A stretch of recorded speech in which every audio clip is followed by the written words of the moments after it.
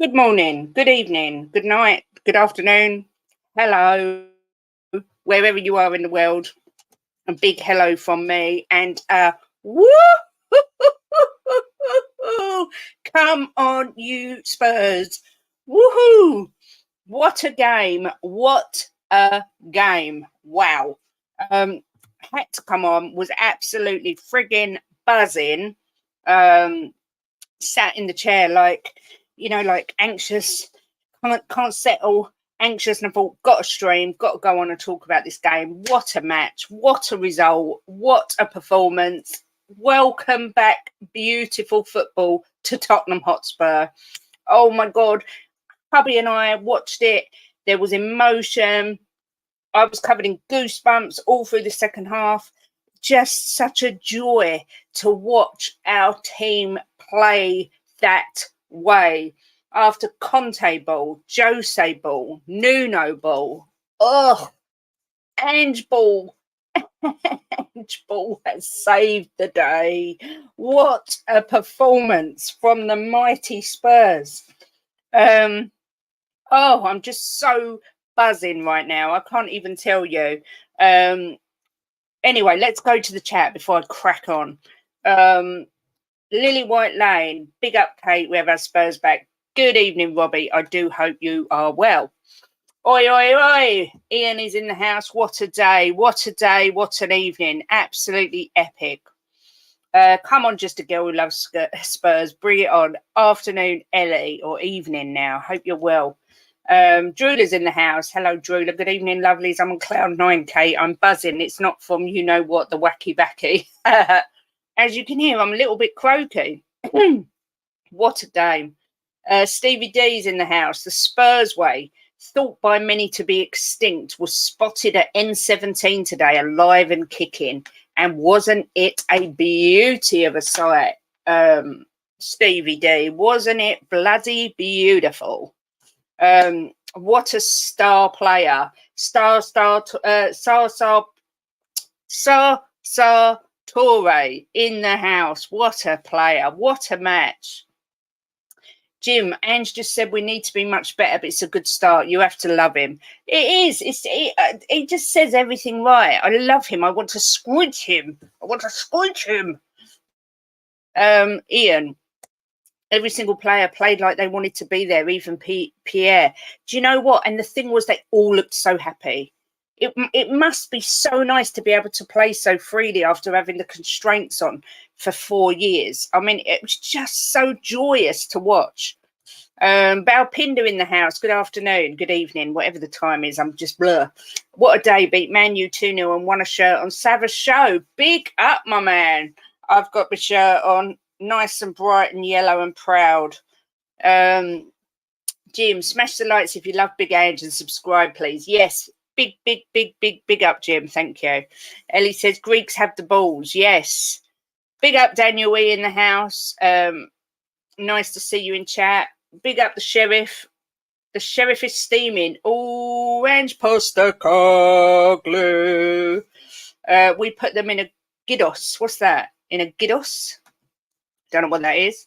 Ellie, I would keep Pierre-Emile Højbjerg. He done well when he came on. Well, he tightened it all up, and that's what we needed at the time. Excuse me, can't lie. Only disappointment was bringing on Pierre on 20 minutes and played square and back. Didn't press and played a hospital pass to no one. Needs to go. He's garbage. Sorry, Jim. See, this is what we love. Differences of opinions. Amazing. 1-0 City. What a surprise. Yes, Jimmy did one poor pass. The rest of his game was safe and sound. Yeah, this is the point, though. One poor pass could have cost us. Do you know what I mean? I'm of the same opinion as Steve. I think his time is up. He needs to go. But I don't really want to harper on any negatives, any things we're lacking today. I wanted to just come on and say how refreshing it was to watch a beautiful game of football that we won. And not only did we win, we didn't nick a lucky win. We didn't steal a penalty. We didn't, we weren't lucky. We dominated that game. The second half, we were different gravy to them. And we deserved every bit of success that we got. I thought Basuma was incredible again. I thought Sarr how that boy, he's so young, but his performance was so mature. Same as Destiny Udogie, another one, just a baby really, and the performance was so mature. I thought Porro, yes, he is shaky in defence, but going forward, I thought he was excellent. So unlucky in the first half to hit the post. What a strike that was. Vicario absolutely smashed it today. So, you know, if I hear any more Vicario hate, I'm going to scream because he done nothing wrong today. I thought he was solid as a rock. Definitely up there as man of the match for me. I thought he was excellent. Maddison, superb. I truly believe Jim's been saying this for 4 years, and I believe it. He was born to play for Spurs. He just looks like a Spurs player in every sense of the word. I thought he was amazing. Romero, he gets stick off me for being rash. I thought he was very good today. Who am I missing? I've done Udogie, I've done Romero. Van de Ven, looks like he's been playing for Spurs for a year at least. So settled in defence. The weakest players were up the other end. Although I thought Kulu was impressive, he won the ball back. Yeah, I thought he was good today. Richie, I felt so sorry for him. I know I do give him some stick, but he tried so hard today to score. He threw himself at everything. I was praying for him to score a goal. But unfortunately he didn't. I know when he came off he was stroppy, but that just says to me that he wants to play every minute. I like to see that myself. And Sonny, you know, not a fantastic performance, but he did everything he needed to, and he was probably the best of the front three. Oh, excuse me. All in all round, I can't say, I'm not going to put anyone down and slag anyone off particularly. I thought it was just a really enjoyable game, that we dominated, and that we sorry, I'm just looking at something that we totally deserved to get the 3 points from. I mean, Roy Keane couldn't have been any more salty if he tried, could he? Jesus Christ, the salt on that man. Honestly, it makes me sick. But yeah, I'm just absolutely buzzing. I'm so happy to see our football back. Giddos is a Greek rap. Have you not had one? No, I don't think I ever have, I have to say. We were lucky to not be one down with Bruno. Yeah, I agree. But, you know, luck, we deserve a bit of luck. Things have gone against us so many times, especially against Man United. I always think of Pedro Mendes. So that luck's coming back to us. Basuma was immense. Yeah, Bossuma, he was immense again. Basuma, Sarr and Mads were the goats today. Honorary mention for Vic. Yeah, I agree. All three of them were excellent. What joy to watch. I enjoyed watching Spurs. Exactly. From the start to the finish, it really was a joy. Sarr, by far the most dangerous player. His energy was awesome. Yeah, I thought he was sensational today. Vicario did everything he needed to do, made some great saves. I mean, one save he made near the end was fantastic. And I know the guy was offside. I can't think who it was now, but what a save it was. Sheesh. Loved Vicario today. So glad he's put a full stop under the criticism before it got any legs. Agreed. That's what I said. I've always stood up for him. I think he was getting stick for no reason other than the fact he's not David Raya. And I think today he showed that is why we bought him. Yeah, Sonny was decent today. It was decent today. Porro was much better second half. Vicario was faultless today. His decision-making superb. Son improved second half. Basuma and Sarr ballers. Yeah, couldn't agree more with everything you said there. It was a solid team performance. There was no passengers at all. You know, like when you watch it, and sometimes like I hate to use the name, but we see Dyer sometimes and we're like, oh my God, what exactly does he do? There was none of that. Everybody worked their socks off, and it was a real team performance, and it was so good to watch. I was watching the Irish Hotspur watch along, and Dave's enthusiasm is infectious anyway. And he was screaming, and I was screaming, and Jim was screaming. It was just great, and everyone's buzzing. It's just such a good feeling. And then you watch Ange at the end, so humble, and says, yeah, we could have done better. It just says all the right things. It was just immense. Keen at halftime, Spurs are there for the taking. I know. He said they think they're Man City. I mean, why? Why would you even say that? So bitter and twisted. Vicario was awesome. Yeah, agreed. Chris, luck works both ways. We hit the woodwork. Exactly. We were just unlucky there. Oh my God, I was screaming. Jim actually thought it was going to be one of them days where we hit the woodwork and then lose. But luckily, luck was on our side. And we're in the top 4. Yeah, end the season now with 3rd. Woo! Yeah, I thought Porro was very impressive. As I say, I know his defending is dubious, but in fairness to the guy, he's never played defence in his life. So, but I look at Biss and I think, Conte, what he done to him, it's just unreal, isn't it? It's just unreal when you see the player he had, and he never played him like that. I mean, it's criminal, really. Matters, Bossy and Sarr, what a trio was in football heaven, and Kulu and Porro linked up so well. Udogi was progressing the ball and Venom in goal was sublime. Yep. Oh, God, I've got all croaky. It was a great... We've got our Tottenham back. It certainly feels that way, Mark. It really feels that way. Dyer's in the dirt. No more panicking when we see his name on the team sheet because he's getting nowhere near. Yep, Jim said that after the Barca game. He said he'll never play for Spurs again. I think he may well be right there. Jim, I'm 54. I look 35, by the way. That's more like the Spurs we know and love. Well, I'm 45 and I look 54. So just think we still have Bentancur to come back. I know. Oh, my God. If we can keep our players fit, oh, my God. Well, it's just exciting. I'm not getting carried away. I'm determined not to get carried away, but I'm buzzing because it was so beautiful to watch, so exciting. From the first whistle, it was exciting, fast. The passing was smooth and silky. It wasn't perfect, don't get me wrong, it wasn't perfect, but my God, it was in the right direction, considering what a crap pre-season we had, and Ange has only been there really a matter of weeks. I thought his philosophy, you could see it in every single player, and every single player on that pitch looked like they were enjoying themselves, and that is just so important. Oh God, look, I'm buzzing. I'm in a tiz. We were better when Sonny went up front. We should leave him up there. Agreed. I agree with that. Did you see in the tunnel at the start Romero kissing everyone on the cheek? I didn't actually. I didn't see that. I was on Perch's show, and then I made dinner, and I literally just got in just as it was kicking off, so I didn't see it.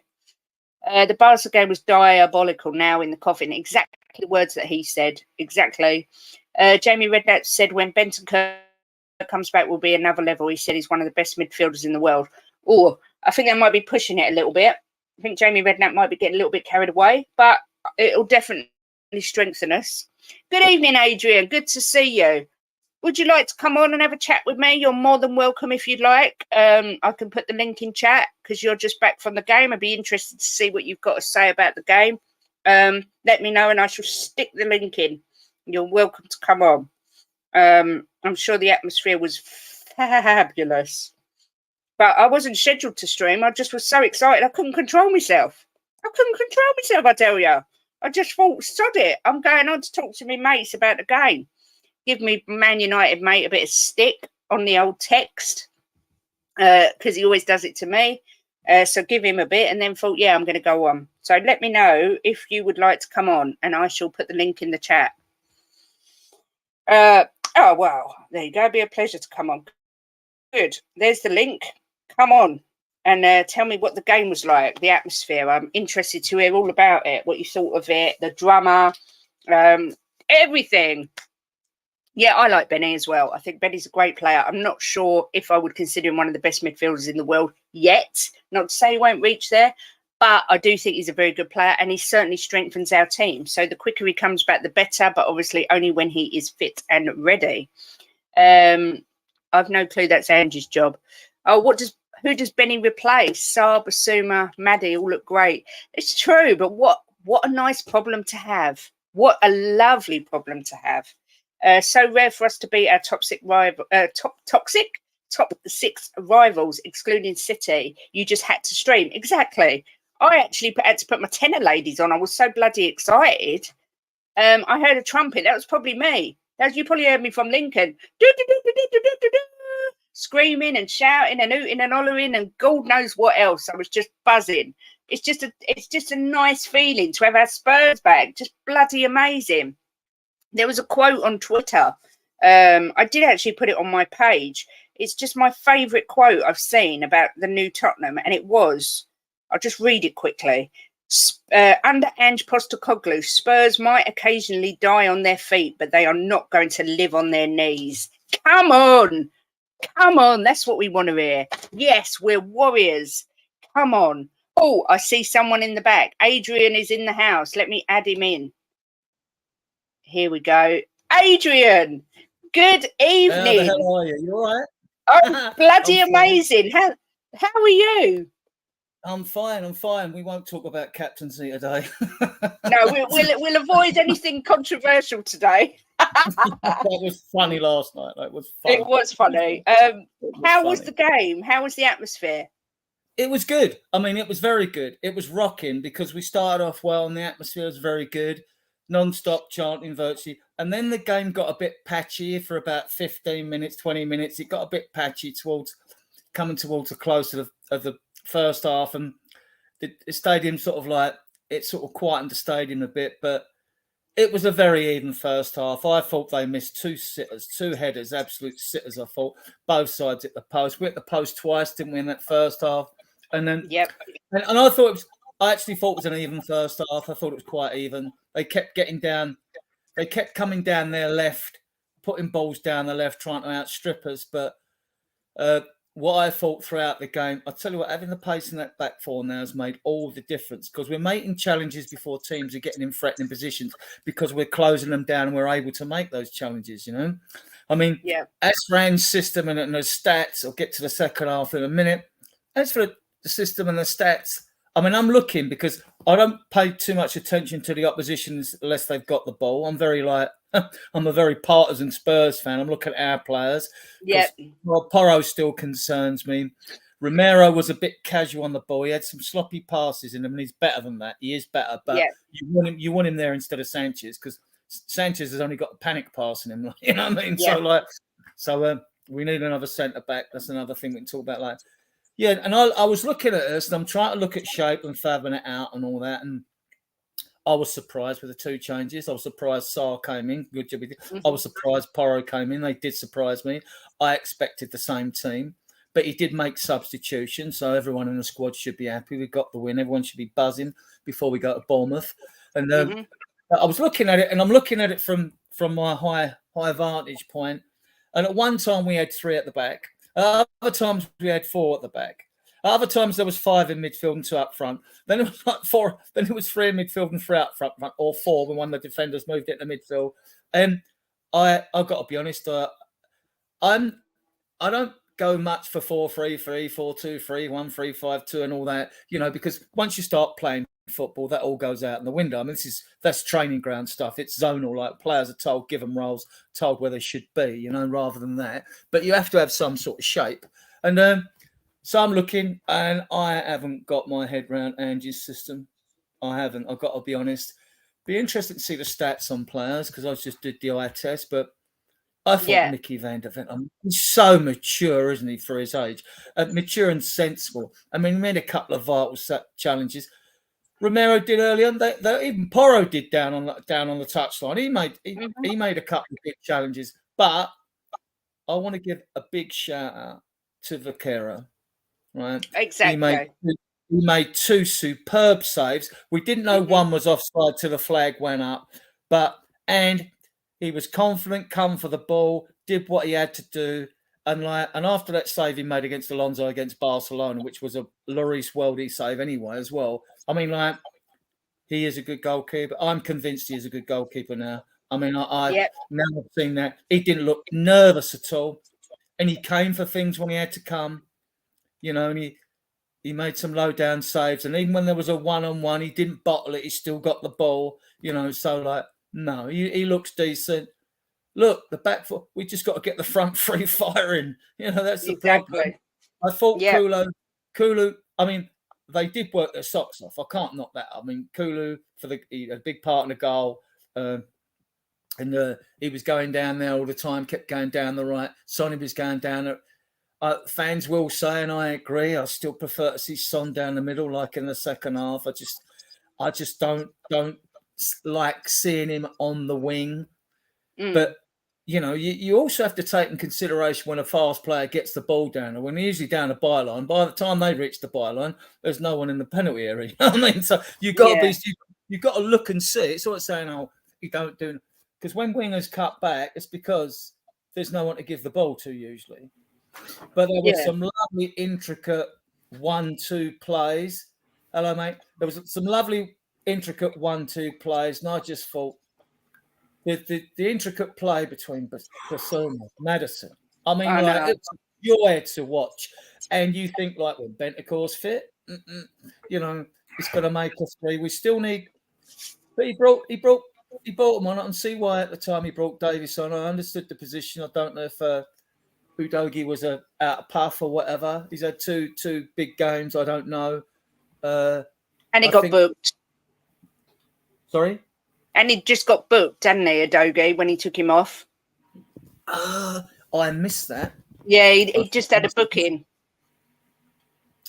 I mean, there was a couple of Man United players that could have received extra bookings for pulling players back and all that, and it didn't happen. Again, with a referee, I thought, here we go.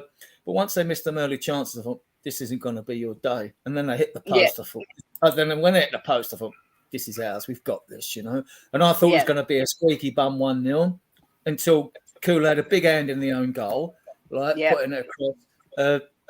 And people should look at his work rate, you know, not worry about him being too left-footed, because he is a quality player. There's no two ways about it. And he will get the odd goals, but he's more of a playmaker. I still see him as a future number 10 with me.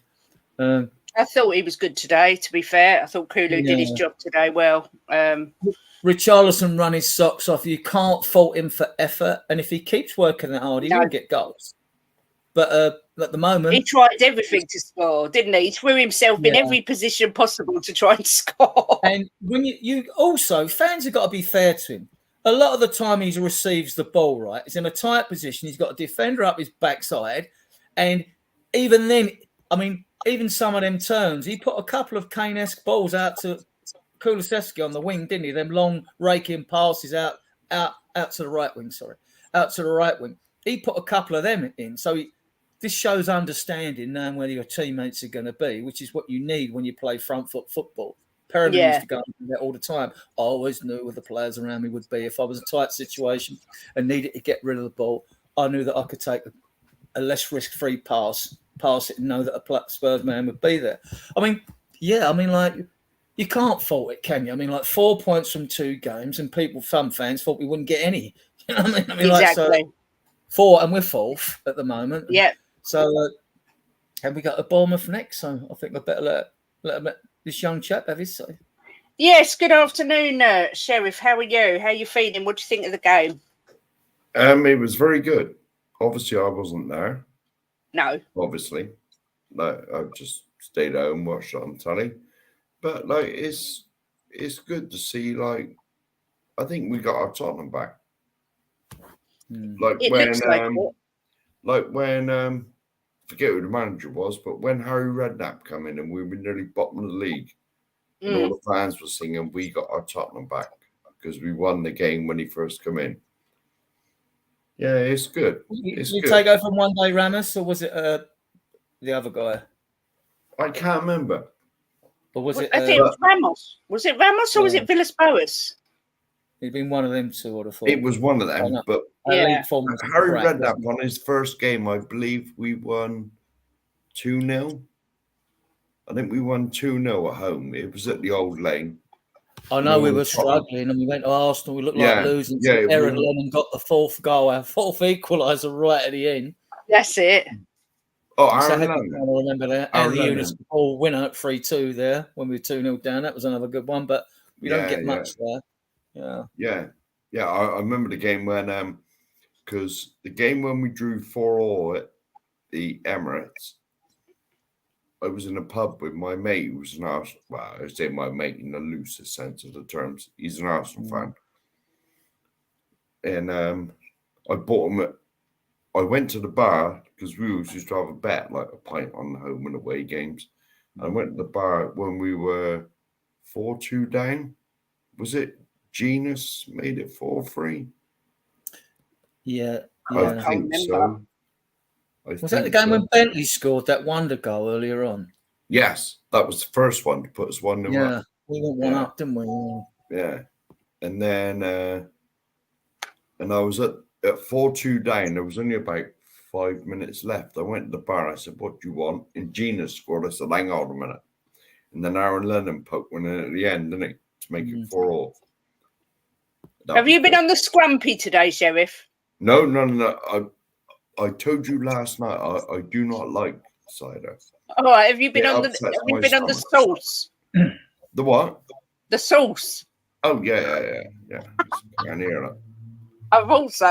I only had 2 pints, but I've started on the older proper job, which is really good. Don't know if you can't. What's that? You're drinking?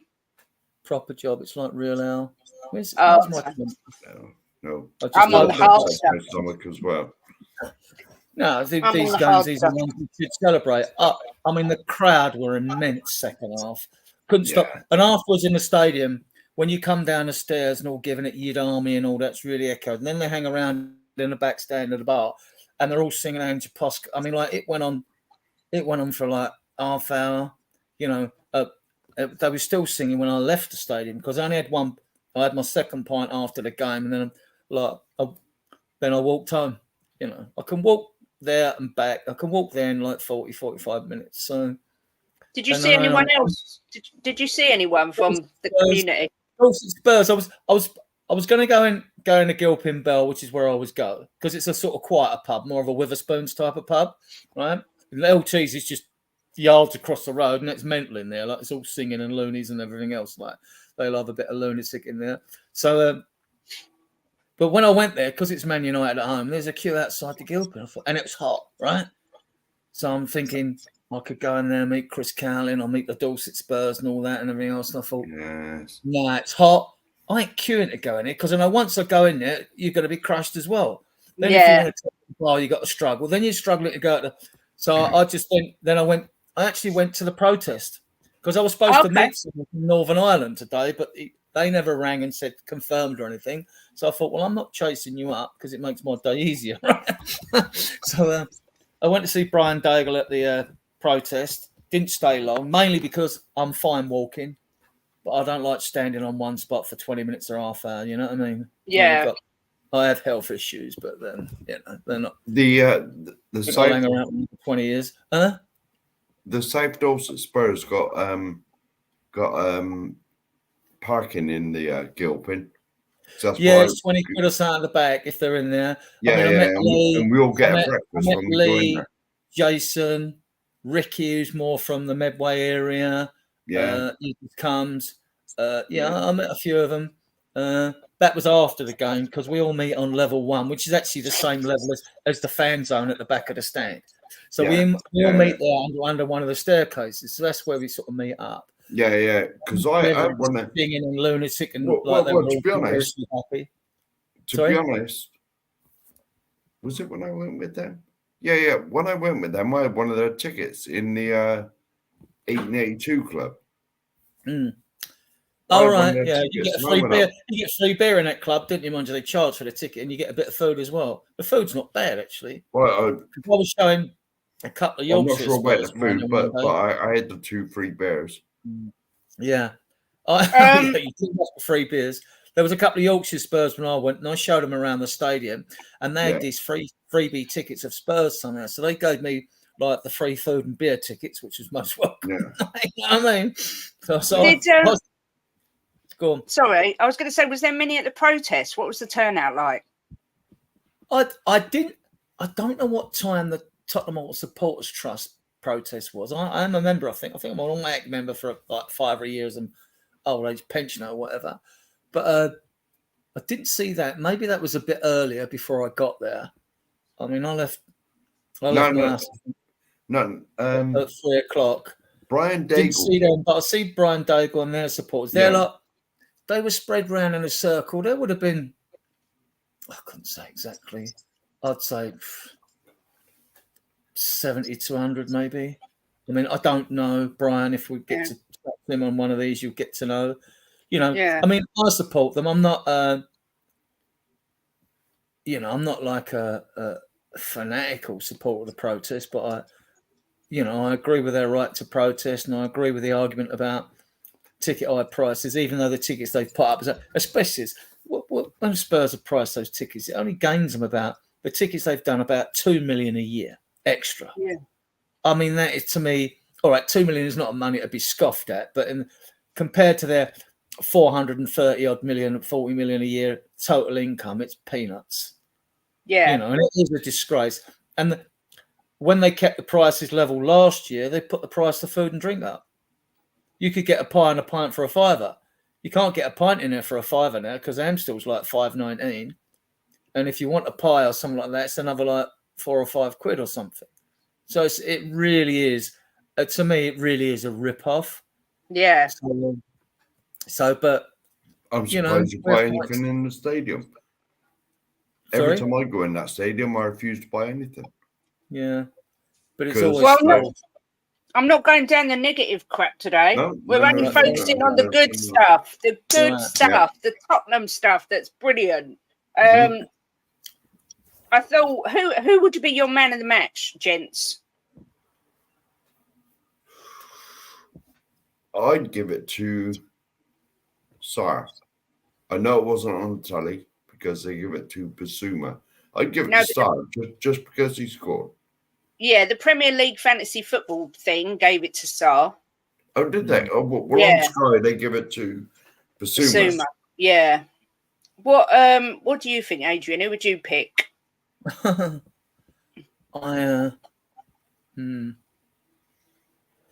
Yeah, you can't look further than like sort of Basuma and Maddison did extremely well, but because he's come in for a lot of criticism, I just like to cut the saves at Vicario, man. I'm going to be left with him. I'm going to give it to Vicario because he is confident. He should be sky high now, and so should the whole team going to Bournemouth next. We're at Bournemouth next, and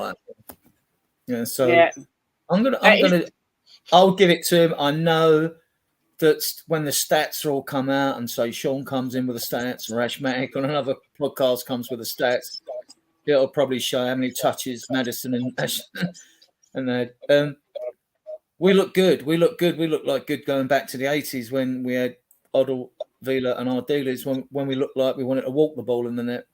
Yeah, we started the style of football that Man City are playing now, that have played the recent years. So I'm looking forward to going to games now. You can't wait. Yeah, I'm not surprised. Even at half time, Roy Keane, Mr. Salty, he said it's all there for Man United. They're leaving so much space. I don't know why Spurs suddenly think that they're Manchester City. That's what he said at half time. He did say that. Yes. How salty is that? Yeah. In a way, you could say it's salty. I think he's like when your team's got you're going to try and say. I always try and say positive things when I'm around fellow Spurs fans. I always say it at the ground. Part of it's psychologically, even if inside I could be nervous about the game and all that. Although I always believe we can win there, right? I always believe we can win with the fans backing behind us. But no, I can understand him trying to like kid himself into a psychological advantage somehow for his team. You get a lot of commentators do that if they support a pit. So I understand that. Salty, well, he's lost now. So what can he say? Especially, they were lucky to get the 3 points against Wolves. So I mean, like exactly, this just rams it home to them. They'll be, Man United will be fine because they're not going to be playing Spurs every week, right? So so they'll be fine. They'll be up, challenging there for Europe. But I think. A few of Spurs detractors will be having second thoughts about us, because especially as we're waiting for the front three to click on fire, and they will score goals, and it only takes one across the three of them before their confidence is up and they're flying. Richarlison works so hard, right? He did, but he doesn't get that clear through ball. He always gets the ball where someone closes him down, or he's got. Which is what he's in the central position for. His hold-up play is good. It is good.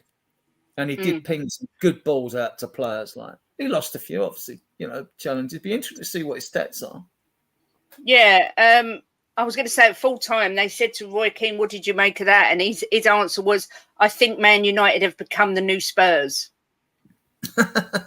See, so he was even saltier. Yeah, he's just bitter and twisted. He is very bitter and twisted. He didn't say that when Ange was there, though. I reckon he bottled it because he knows Ange would have bashed him up. Yeah. Well, you know, you get a team like Man United, they sort of come with all this kudos of being a great club, and they are. Them and Liverpool got the best pedigree for Europe in their Premier League and all that. And I think sometimes they did just turn up and roll you over, you know, and tickle your belly. But that's not going to happen with an Ange. This is what you see today, is what you'll get every game. It won't always work. It'll probably go wonky. I mean, I remember when we spanked Liverpool 4-1 at Wembley when they had Lovren at the back and they had Mourinho as a fullback and all that. And we tore them to pieces, and they took Lovren off, right? That was under Poch. Well, when we attack and we go forward in some games, we will get caught on the break, and we will lose. And we're not going to win every game we play, are we? So I mean, it will happen, but no, keep this style of football going. This is to dare is to do. This is old era es facere, right? So let's keep this going. Angel, like he's on. He starts beating a few of his top side, he'd be getting legend status quite soon. Yeah. To be fair, I must admit, I felt quite relaxed watching the second half. I didn't feel particularly nervous. I thought we was in control for the majority of it. Even when they broke away, I didn't really feel nervous. The first half, I was a bit more nervy. Yeah, for a more expensive team than us, Man United. Once we scored, I swear I saw heads drop. I swear it, they didn't like it. And like a couple of times when they got the first couple of bookings, I was saying to the guy next to me, I said, they're rattled. I said, they're rattled. They've got this book. We've rattled them. They're not used to this, right? They're rattled. They've had to put up with what they've had to put up with Wolves during a week, and they got away with one, and now they're rattled.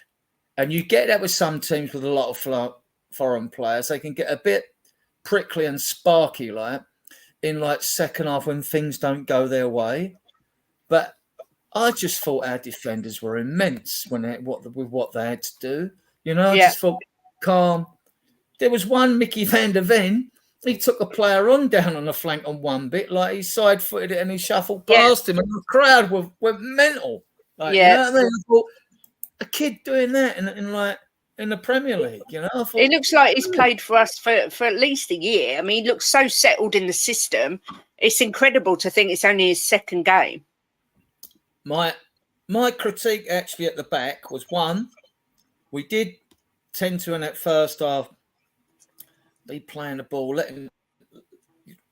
dropping a little bit and playing the ball at the back quite a bit. And my other critique would be Romero is a very good pass to the ball and all that, but he needs to move the ball quickly. More, he needs to move it. I've always liked players with vision who move the ball quickly, who can make things happen. And Romero just needs to, I think Angel get that into him. Come on, move it quickly. Because when you start slowing it, you let the opposition, they get set. They get set for when you want to go forward. And then your options are limited because they've either marked you up or closed you down zonally, And that happened. That happened it was an even first half, I thought. I thought it was a very even first half, and they had the best chances.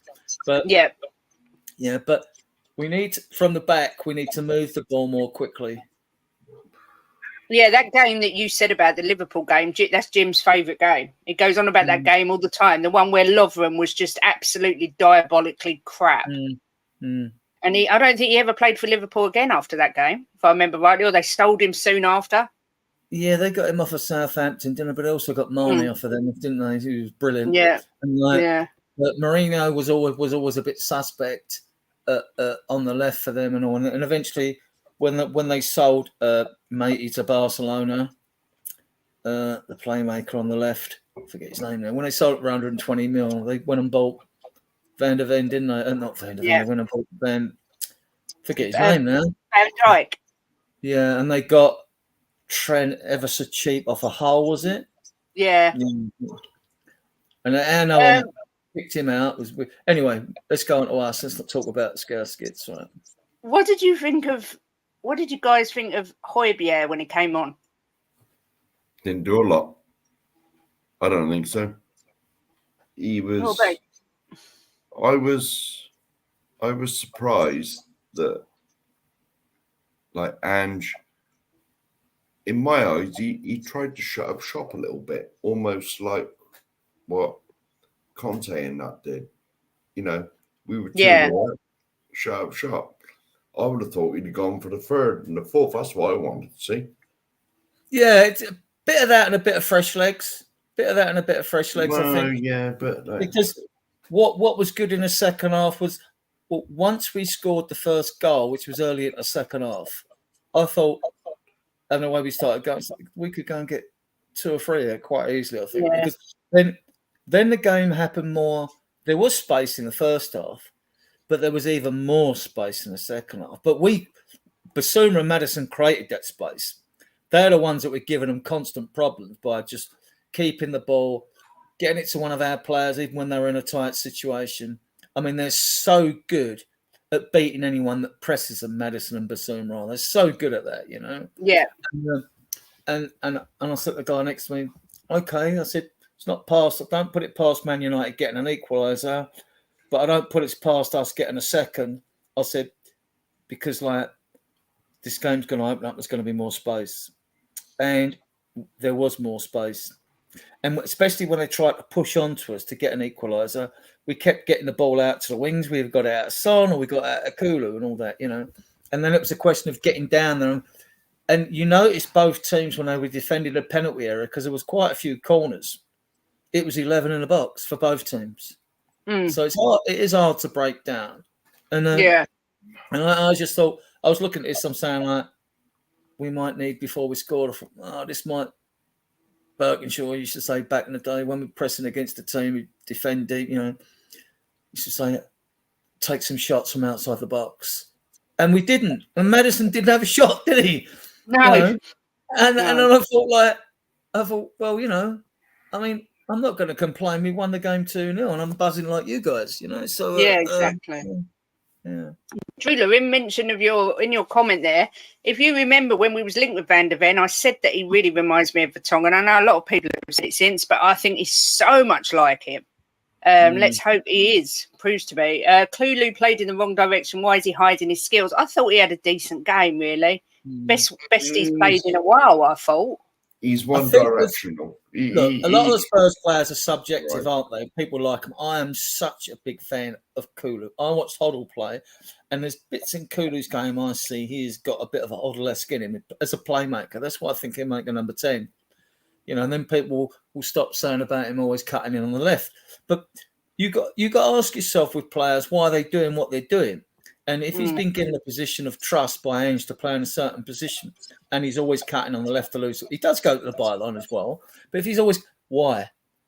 Look at the penalty area. See who's there first. If you're trying, because a lot of the time you'll find that players that cut in, they want to narrow the space and play the quick 1-2 run, someone around the penalty area who's in the penalty area, say it's a Son, and get him to use his quick reflex, you know, to just, you know, either flick the ball and go, you know.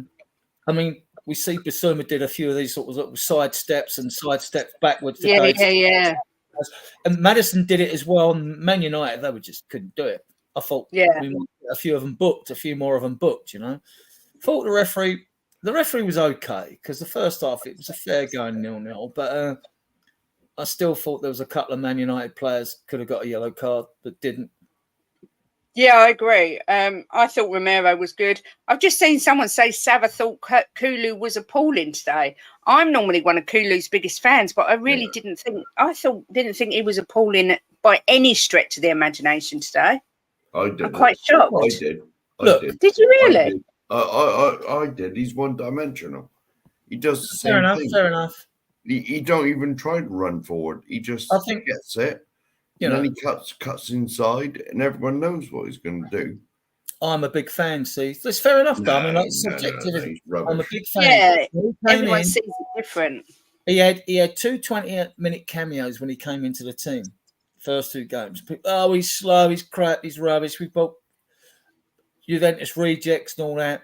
The third game he plays, Sonny breaks sort of not on the wing, sort of mid-centre, left of centre, breaks, squares the ball, And normally Son would have gone on, took the ball and had just shot himself, but he wasn't going through a confident phase. So he squared it to Kulu, who scored the goal at Man City.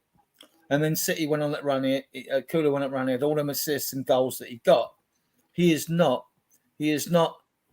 well, I mean, Sav as a coach and all that, and if he wants to say that he's one-dimensional, you do want to say it, that's fair enough.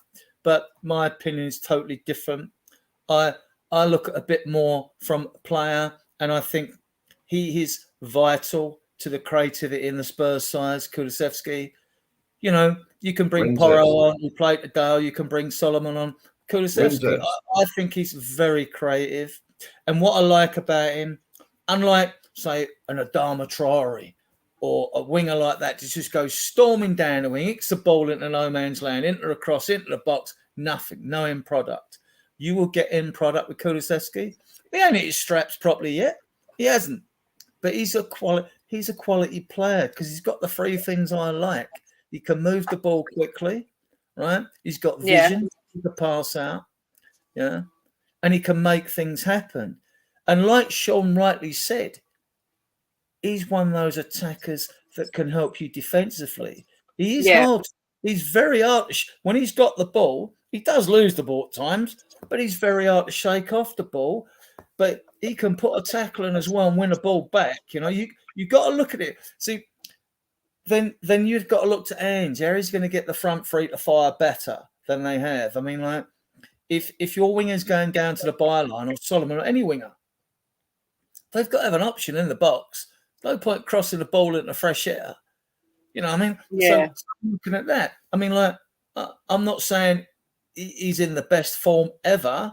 In the first half, quite a few of the things went to him, and I think his decision-making was, he had a couple of really powder puff shots, which I thought, oh, for fuck's sake, I'm going like, come on.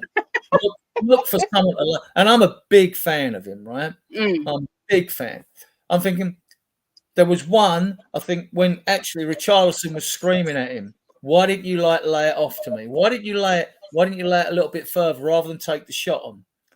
And so, and he does like to cut and then take the shot on the left, on the left. But like he'll score goals and he'll get assists. But you know, and if he doesn't over a period of time, he'll be dropped. It's simple. Exactly. We've got options. We can bring on Solomon. You know. Yeah. You know, if you wanted to change the system a little bit, you could bring on Lo Celso if he isn't going in the next 12 days now. It'll be 12 days tomorrow left of the transfer window. So Spurs fans are getting increasingly nervous. I want a centre back more than anything else. That's what I want. Yeah.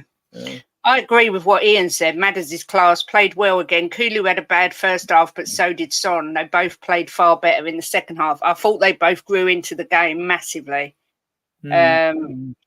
But he seems to be a bit of a Marmite player, Kulu. I mean, I'm not his biggest fan, and I've been critical this year, but I did think he was better today, much better. But everyone sees things differently, I think. Well, Vicario was a bit Marmite, and I turned around to the guy next to me who sits with me, and I said to him, that save he made, them two saves Vicario made. One, the one over the bar was excellent, the first one. The second one was offside, but he wouldn't have known that. I said, that is a good keeper. That is a good keeper. Yeah. You know, that is Hugo-esque to me. That is a good keeper. He'll make mistakes, but he doesn't even like, he will come out and make the challenge, you know, well, you know, there'll be people, look, there's some Spurs fans out there, you know, it's easy to ask them, well, what players do you actually like? You know what I mean? Because all they ever do is criticise every player. I mean, okay, what players do you actually like? Yeah, I mean, I even said to Jim, I said, you know how I feel about Richarlison. I'm definitely, I'm not a Richarlison lover, but he did everything he possibly could to score today. He worked his nuts off, to be fair. And I was praying he'd score. Yeah. I mean, I want him to get a goal. Like, we all want him to get a goal. We know Son will score goals. It just happens. So you want Richarlison and Kulu to score goals, right? You want that to happen, like, because you think, now we're rocking and we're kicking on. Even we're fourth in the league at the moment. You know what I mean? We're 4 points. No one would have said that at the beginning of the season. Everyone writes us off all the time. All the rivals and the Spurs haters and most of the media, you know. So no, I think, the Ange will get it. Look, if it doesn't work, Ange will change it. Yeah. He made quite a few. He made more substitutes today at home. I Yeah. don't think they were sort of partly fresh leg substitutes. I think and partly tactical. I think Mark Cousins, I think he said it earlier. He was right. He said he thought it was a bit negative, making. Yeah, he could be right. He could be right. I can't read Ange's mind. No. But I like the thing that he's positive with his substitutions and like he's always. It's going to be an exciting season. He's always going to play on the front foot. I think we've got every chance of winning one of the domestic cups. And league position could go to 8th. Freakily, it could even go to 10th for Europe. But for that to happen, right, one of the English teams in the Europa League has got to win it because they would go in the Champions League. But they've also got to finish out the top 5. Right. And what won't happen, the other freaky thing if it happened, was say Man City or whoever the teams are in the Champions League, Arsenal, whatever, won the Champions League and somehow finished out the top 5, which is not going to happen, right? It would go down to 10th. Looking at what I've seen the first 2 games, I think we can get Europa League next year. Yeah, I do as well. I hope so.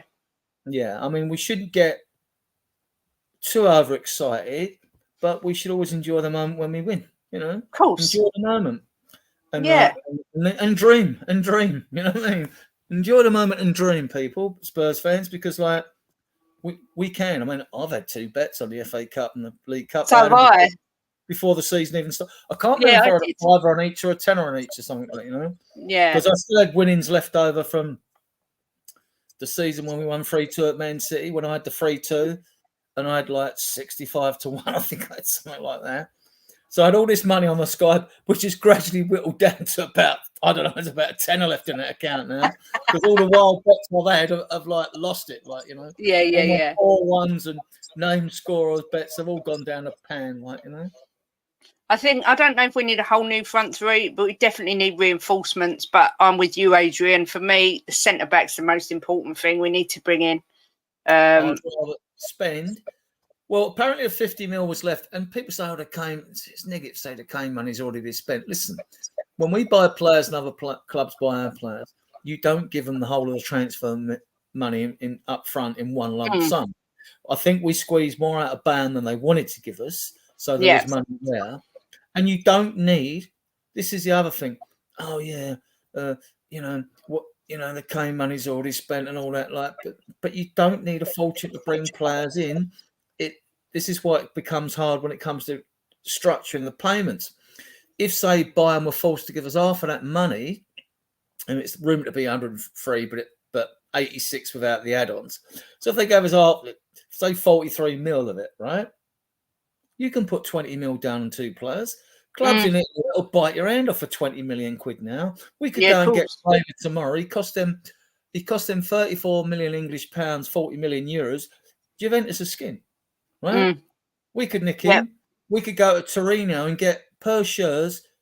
I need to look at his video again because I want to see if he's progressive with the ball. Who's a brilliant defender, come blocks and headers and all. He's great, you know, if you're like really being hammered by a team, he's a really good defender. But I like his sidekick. I like Wilfred Singo because he would be perfect cover at right back as well. You know. Yeah. But when you look at the squad, there's Emerson there, but Spence Tanganga didn't make the match day squad even. So goodbye, you're gone. You're not in his plans. Yeah. We know Ndombele, goodbye. We don't want you. You can go to Fray Bentos. We don't like you, right? You can go, right? So then you're down to Lo Celso. Does he want to be at the club or not? You know, if you want to go to Real Betis, you don't want to be at the club. Goodbye, go. Yeah. Let's bring that money in. Then, if we've got money for most of the money on a central defender and a striker like Orban, Vlahovic, there's loads. Jonathan David, you could pick out Moana, you could pick out. There's a few out there, not too many though. It is a bit of a dry area for strikers out there. Then, if you've got money in for the players we got out, you can hang about. We could look for another midfielder with this money. This extra money we've got. We can put some money down and get. Yeah, I mean, Basuma's destroying the myth that he can't play as a number 6 at the moment, isn't he? After all them performances, but we could get another midfielder in. You know, I mean, like, and see what happens in that department. I think we'll get two in though before the season. I think I hope it's 3, but yeah. And I think we'll get a striker in. I think looks like it'll be Auburn. I don't know what the old little committee, you know, the recruit committee, who they're considering. We get linked with wingers, and I just think, oh look, this is crap, right? From the beginning, the club said, right, through Alistair Gold, they want the goalkeeper. You got Figueroa. They wanted 2 centre backs. They wanted, a midfielder, which they got in a Madison playmaker, and they wanted someone up front, and they got in Solomon, right, who can play across the front 3. So what haven't we got out of that list? We haven't got the centre back. Yeah. So Kane, we've now got the options to strengthen elsewhere, and so I'd go centre back, striker, and if there's money left to put down, I would look to bring in another midfielder, number 6. If it was an Amrabat or a Sangare from PSV, that would be good. I can't believe Amrabat's not gone anywhere yet. Yeah, well, we can't wait. I mean, no, striker. We can't wait for Tony to be free in January. The club might want him because he might not suit the club. We know you need a player that's going to come in and be bad PR. If he's a compulsive gambler, he's always going to be a compulsive gambler, right? So you don't want that. Look, the club are experts at PR blunders, and we don't need, right? We don't need like another player like that. There are other strikers we can get. Tony would be a good fit. Yeah. I like Vlahovic, but yeah, we're saying like, no, you don't fit the system. Fair enough.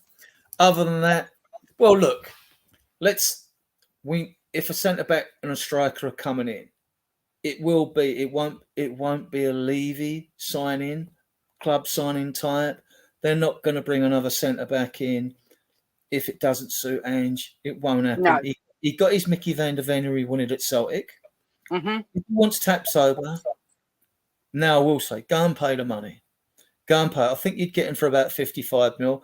Go and get him. Go and get him if his price has gone up.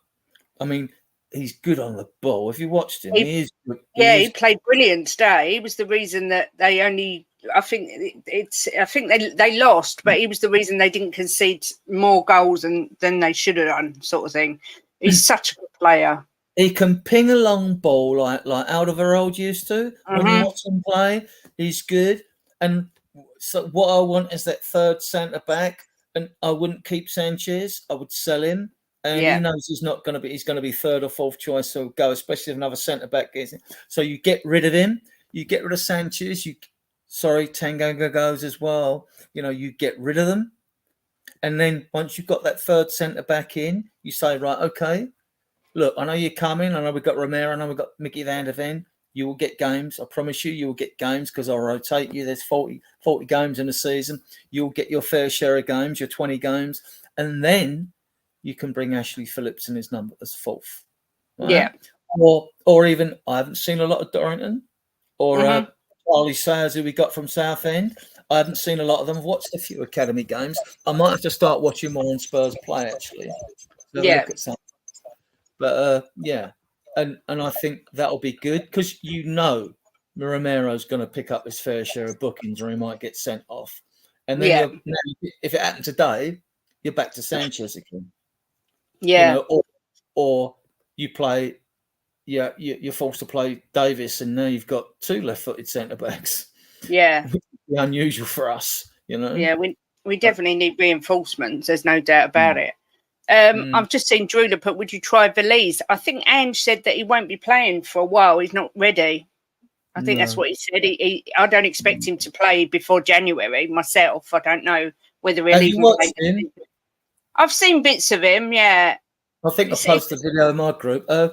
And I watched him, and he had, I don't know if you remember Tony Haitley or Gabriel Batistuta from Argentina or whatever. I remember Batistuta, but only good in the air, I mean, this kid is good in the air. He's very good in the air. and I can't remember much else about him from the video I watched on the ground. I'll have to go back and watch again. Good in here. He gets goals. But, yeah, so he's one you got to wait and see on. I don't mind. Look, how much have we actually spent? We ain't spent a fortune, right? No. On players, right? We spent a bit on Madison and a bit on Mickey van der Ven. The rest of the players, Vicario, Peanuts, all that Peanuts. We can afford to take a risk, you know.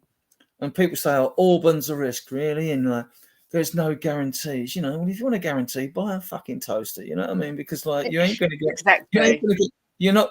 You have sometimes you just have to take the gamble, especially. Other than that, what we failed to do in the years gone by, Spurs, and I've said it. I was saying it for ages. My comments were probably falling on deaf ears.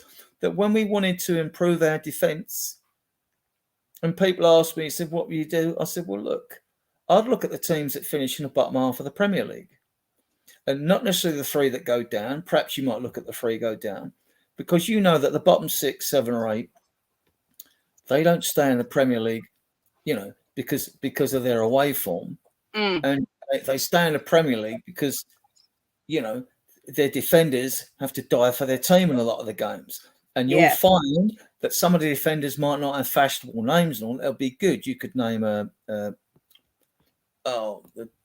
forget now, the defender at Murray, is it? I forget his name. You could name a few. You could have named Todd Koskowski, and you could have named a few of them. They were good defenders, and we never went in for any of them. We could have got. I was going on about Nathan Eke, who went to Man City before we got him. I said he's left-footed. I said there's such a dearth of. Why have we not gone in for him before his value suddenly went up? We could have nicked him, right? You know, there was who's the old defender at Brighton?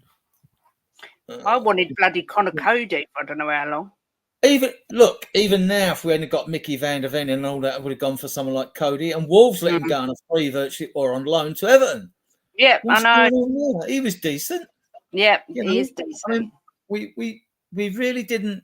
I know that Premier League players have a premium price, but we could have saved ourselves a lot of angst when we spent all that money on Lo Celso and Don Belli, and even 42 million on Sanchez, who wasn't too bad under Poch. Yeah. But I mean, I just thought we could have got players from the Premier League that wouldn't have been that expensive. We know in certain areas of the field, midfielders, attackers, and all that, they're going to be a premium price in the Premier League. But we could have got defenders in and saved us a lot of trouble, you know. Yeah, but we didn't. Yeah, you know. So a story of our life.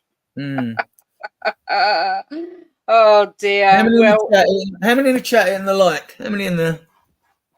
I don't actually know. I need to pour a beer out. 13 in the chat for 11 likes or 12 likes, I think. I only jumped on. Yeah, smash the likes, people. I only jumped on to do a quickie because I'm on again at 10:30 on another show, but I thought I'd just jump on while I was buzzing. 3 Spurs boys, Bobby Kay and Hoover. Oh, right. Yeah. Not a football show, just a bonkers show. Yeah, well, Bobby Kay's bonkers anyway, but he's lovely bonkers, isn't he? He's lovely bonkers. He's usually on with Coover as well, and yeah, Coover's on as well. Yeah, Coover looks a changed person. I know, bless him. He's. Yes. I'm so chuffed for him. Last year, he looked broke as a Spurs fan, you know, but now he's got a bit of his mojo back to support the club, and rightly so. We're doing all right. I think everyone's getting their mojo back. We was at a point. Well, we never lost it, but we were close. Me and Jim were at a stage where we nearly stopped watching them, but we didn't. We said, well, we're not watching the next game, but we watched it every time. Well, see, what you need, if you support Tottenham, you need a Spurs immune system. You need 2 immune systems. Well, you need 3. You need 1 for life, 1 for personal relationships with your other half, and you need 1 for Spurs, right? So you need 3 immune systems, right? And my immune system is absolutely bulletproof because, like, in the 1976-77 season, we were relegated, and I followed Spurs in the second division, went away games and all that. And once you've been relegated, you're pretty bulletproof. It doesn't get no worse. No, I suppose not. And I understand a lot of the angst and the pain, which I think a lot of it was generational with Harry Kane, because a lot of the fans have only known Harry Kane because they're in that age group and they've lost their talisman, like, you know. Because I watched the double-sided play, and I've seen Bale and Hoddle. Hoddle was the best player I've ever seen. I think he's the most talented player that's ever come out of England. I think he is. And like our dealer says, if he'd been Argentinian, he's got 150 caps, not like 55 or whatever, and he got 52, whatever, I forget. But I've got all his videos on my group, and I'm like, occasionally I go back. It's just unbelievable to watch. Like, and fantastic player. And the pitches they played on. I know. And then on the floodlights, you see all them shadows on the pitch, right? You don't get any shadows on the modern floodlights, doing nothing at all. Like, you know, you got like it's oh, well, I've just been told I've got 27 likes, and it looks like I'm one away from 400 subs. Oh, it's just hit 400. Thank you to whoever subbed. That's amazing. That must be you, Adrian. It must be your influence. Well, I hope so. I've got a bit of class to the channel, see, and I've got my 400.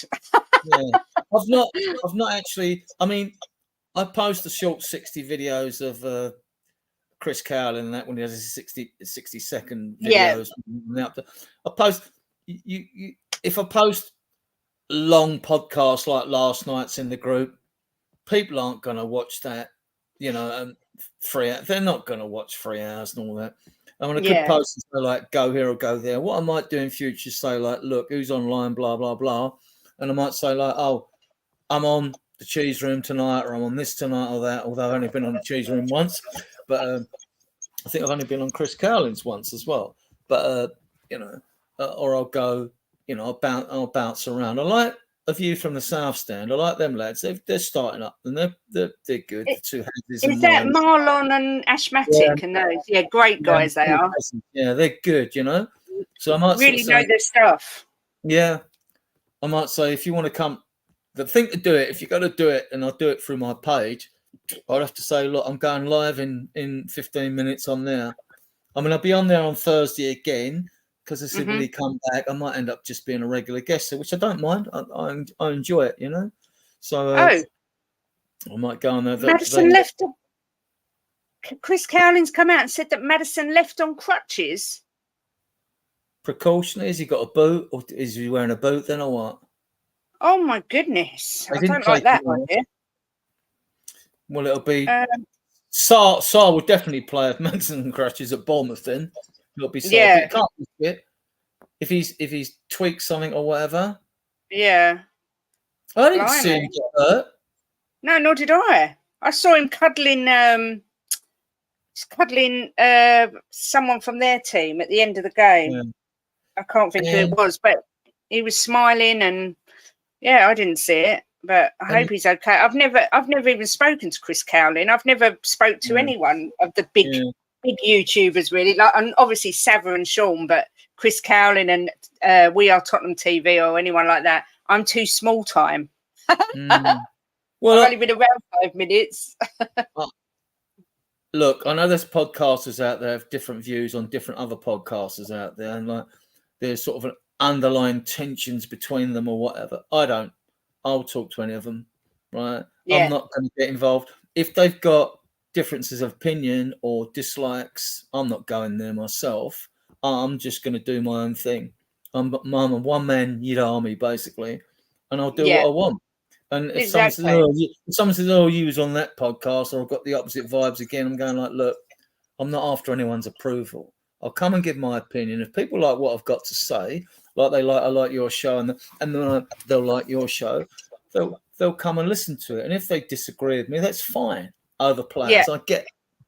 But I'm always a bit more positive with players than others are, and I do find it a bit your fans and all you do, you criticize the player going and like, why, you know, fine, I don't mind the constructive critique if a player's not performing and all that, but like, who do you like? Yeah, And exactly. I'm not going to name it. I'm not going to name names or finger point. But with some podcasts, I just think, well, who do you like? Do you like anyone in it? You know, I mean, like, come on. Now, I'll understand it if, say, those on the protest side, and there's loads on my Twitter account that are protesters that join me, and there's loads in my group that are protesters. I don't post anything about that. I let people do their own thing. But they'll just look, if they're criticising, if they want to conflate everything wrong with the club or with players on the pitch, you know, I struggle with that personally. You know, I'm not a Levy fan. I've always said I want no owners. I've actually been to 2 protests now. I mean, only 2, right? But I want no owners. I want the investors to come in. I want them to clear the club debt so as we can compete on the level playing field. I think that will happen. I hope it happens in my lifetime, right? But I know one thing for certain. When that club is sold, eventually, if it is sold, when the hotel's built and all the building work's done on the golf course for the women's side, it hasn't been fully monetized yet, you see. What people really need to understand, you've been to the ground, you've got that hanging bar in a Paxton end from that 600-ton roof, right? Yeah. Now, that must be finished, but it's not open.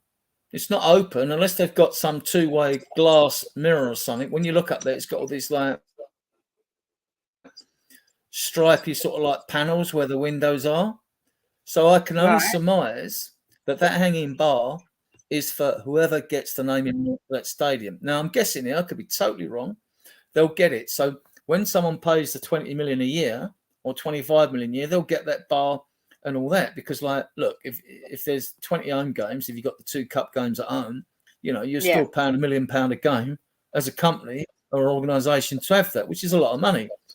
And so, but once you get that, whoever comes in, I'd love a Google. They're worth $1 trillion. They're owned by Alphabet or something like that. But once you get that and they come in, right, then you've got a company come in that are worth that amount of money, or you get a company like that come in that want to buy the club, right?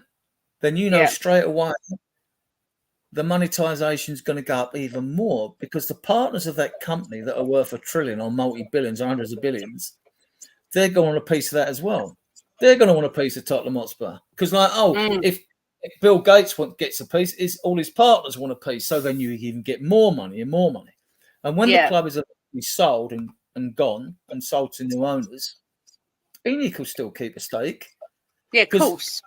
Sugar did, because he knew when ENIC were taking over, what have they bought the club for? He knows that, all right, these clubs, they're going to invest. The value of the property goes up. This is where they make their money. And in fact, like, you know, you bought a house 30 years ago. Now it's worth 10 times the amount you paid for it. So they know the value of that property is going to go up, right?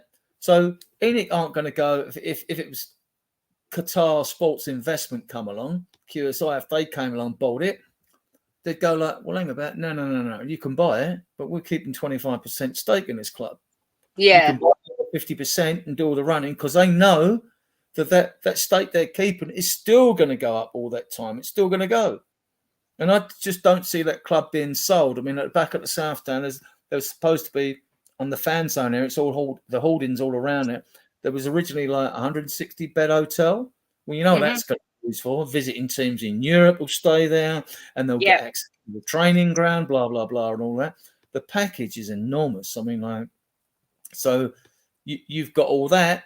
Plus, I mean, people, if you look at the financial reports, which you can get on from the Spurs site itself, they've listed all the reports since they've been owners, you know. Last year, the club turned over like 443 million or something, but they paid 41 million pound interest on the loans, right? Jesus. Yeah. Yeah. How many players could you buy? I mean, you could buy a player for that or put that money down. That's on like their maximum interest they've had to pay on stuff is like 2.5%. Right, so I was working doing the maths. Like, Sean would be brilliant at this. Actually, he's the one. If you ever talk about that, because he's the finance man, isn't he? You know, Sean Butler. Yeah. So he would be brilliant at that. So you're looking at we're paying the interest off. It doesn't say how the rest of the loan money has been amortized. Amortized means reducing debt over a period of time, like a mortgage or whatever. So it doesn't show how out of the debt. There isn't a breakdown when I look through the accounts of how much we actually owe on players that may have still gone, but we still owe money on them.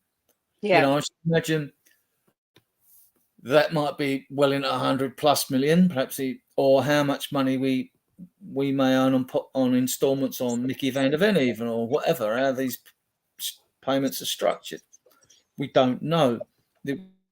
This is where there has been a big lack of transparency from the club, and So, but we know it's sustainable because Levy wouldn't have nothing else. But at the same time, ENIC have never invested in the club. They are the English National Investment Company in the Tavistock Group, who have been, now that the Spurs section of that group has been split up into a different company. So Joe Lewis's family, that's in the Spurs holdings are in a trust for him. But when you look on that report, I think on page about 46, 47, you'll see all the companies involved in Spurs. There's 2 that are not active at the moment, and there's about 12 or 13 other companies there, right? That have to do with Spurs development. So that'll be the property we own around Tottenham, what we do. And there's lots of companies like that. And there are 2 main companies that actually are more to do with the football club. Forget the training ground of the Women's Super League, right? That'll be separate again. The shop will be separate. There'll be separate companies, separate accounts for that. But the 2 main companies are Tottenham Hotspur Football Athletico Company Limited, which is the original company going back as far as we all remember, Sydney Wales time and all that. And that company owns the players' registrations and gets the TV money and all that. Well, that's the most money that comes into the club, right? Of course. There is the stadium is Tottenham Hotspur Limited, and that's owned by Tottenham Hotspur Limited, and Tottenham Hotspur Limited, they get all the revenue from the stadium. So ticket sales, events there, and everything else, which all goes into the football side. I know people say it doesn't, but it does. It all goes into the football side. It has to. It can't go nowhere else legally. So it all goes into the football side. Then with the advertising revenue, I'm not sure if that all goes to the stadium, because you've got the advertising ribbons around the stadium. You've got all your sponsorship deals. You've got your advertising on your big screens. This is all. This brings in absolute mega money. Right? Yeah. And then you've got, if you're saying a 60,000 crowd at 50 quid each, and we know it's more than that. That's sort of like 3 million, but it's estimated that the revenue from the stadium is probably about 120 mil a year. They make $1 million from pies and beers that they're selling at each home game. So there's a lot of money there. I'd love to know a breakdown on I'd just like to know what we owe on players, and in debt was like at one stage it was like, I don't know, if it was 653, 853 million or something. And I would have thought that some of that debt, I would hope that some of that debt, a chunk of it plus the interest, would have come out of that 440 odd million we earned, even though we made a loss that year, right? By the way, of 51 million. We actually showed a loss on the accounts, and that's because, which every club has showed a loss, because the last couple of years, COVID didn't slot into the season's accounts, like from when the season started and ended. It overlapped, so you would have had 2 seasons where you had no revenue, right? Now, no revenue. Spurs had to borrow money. We had no revenue from people attending games because they're all played behind closed doors, and that loss of revenue overlapped, and then you'd be the food and drink in the stadium. You'd have lost that as well. So, and that revenue was lost over more than one season. But Spurs were in a good position, though. I mean, on a positive side, because once things change and we can hold events, I mean, I assume, I'm surmising now and guessing that when you have a Beyonce there, or you have a boxing event there, another event there, whether it's go-karting, that the stadium is actually leased, we may charge them a fee for it. It'll be like a fee plus, right? We're charging you $1 million for the use of the stadium, plus all the money for our staff and shit like that.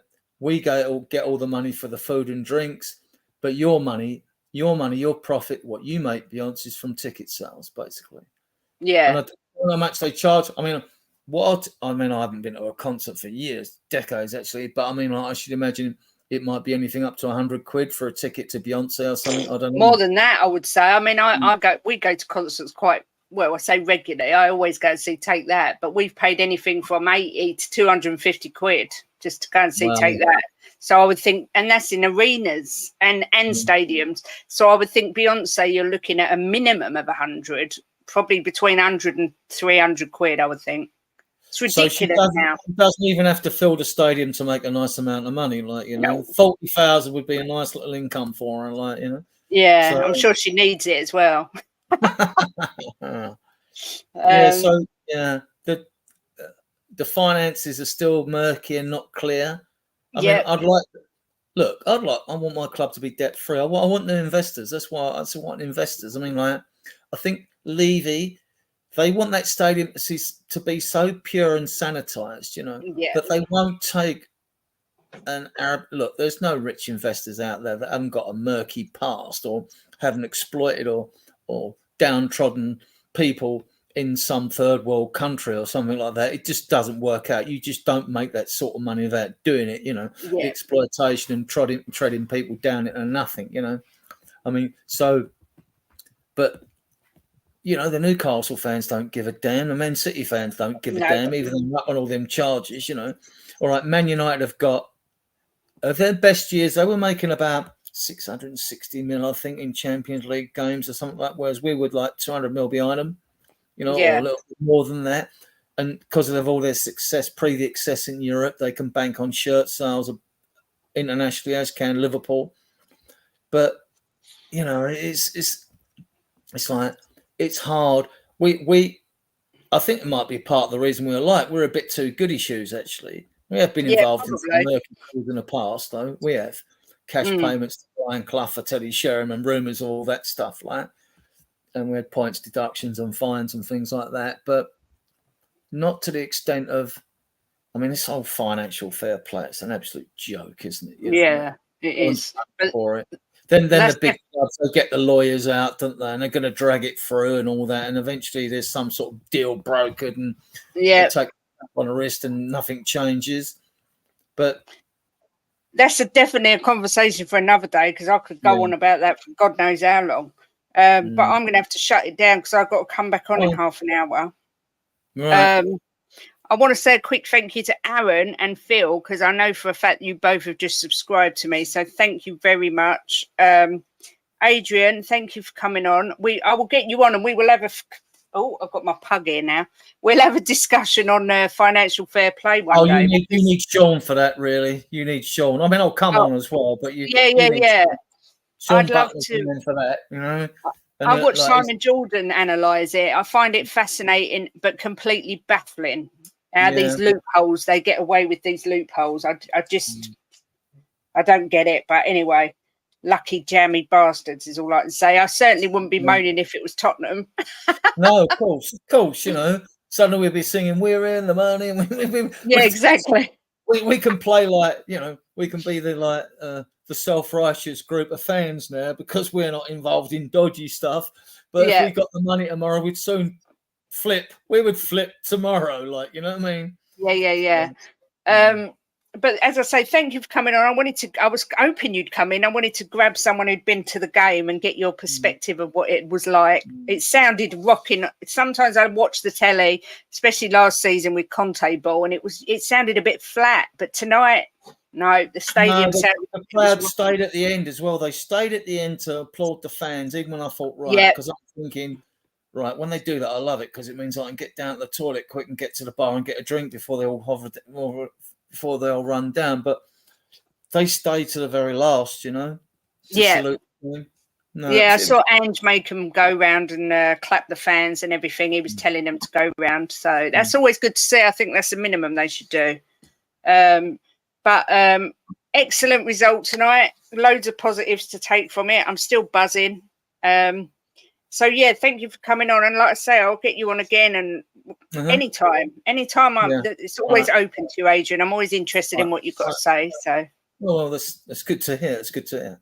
I try to bring an angle rather than just spin or basic conversations. If I can bring some details and facts through, that's what I try to do, because then it gives fans it increases their knowledge, things going around.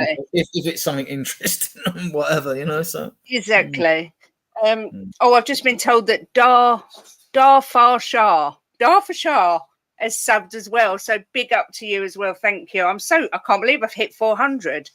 If I had party poppers, I would pull them now and explode. But I haven't. So we'll have some laughs in future chats. Laughs are guaranteed, right? Yeah, that's for sure. I could ask you when we'll see you next, but I don't know when that is. But you'll feel free to push your Facebook, Twitter, however you want to do it. Of what? Hang on, let me hide that banner, because then your name should come up, I think. Yeah. All right, that's it. Well, that's if anyone's interested, that's my Twitter account, and if you go on my Twitter account, you'll see a link to my Facebook page, and there's about 12,500 of us. But I'm trying to whittle down the bots that might have subscribed to me. So which you're always going to get. So, but no, there's a good group there. It's a multinational group. It's everyone. We've got people from Thailand, Singapore, everywhere in the Southern Hemisphere, and all that. Right? And they're good. They're a good crowd, actually. They are a mature and sensible crowd, because we've had idiots in the past and we just kick them. We don't need them. No, exactly that. That. Right, well, I'm on at 10:30 with Bobby K over at 3 Spurs Boys. For anyone who wants to come along and join us, I'm sure it won't be anywhere near as good as this show, and anywhere near as serious. Sorry, Bobby. Link me to that, because I'll come over. I've got a lot of beer to drink. I've got a lot of beer to drink this evening. Good. Right, let me see. I think it is. This is what I think it is. YouTube. Also, big up to the ladies for tomorrow. Oh my goodness. Oh yeah. Come on. Final. Come on, the Lionesses. You can do this. You can beat Spain. I do fancy them quite strongly tomorrow. So I hope I'm right. They've done well to get there. So and they won the European, didn't they? So Yeah, they've done amazing. There's the link. The show starts at 10:30. So yeah, everyone head over to that. You're guaranteed to have a giggle, if nothing else. But Adrian, once again, thank you for coming on and for sharing your wisdom. Listen, I've been supporting Spurs I've watched them play for over 60 years. So I think that just means that I've got no wisdom whatsoever. All right, sharing your pain. Thanks everyone for liking. Thanks for the new subscribers, and hopefully see you later. If not, I shall see you when I see you. As always, come on you Spurs. In Ange we trust. Come on you Spurs.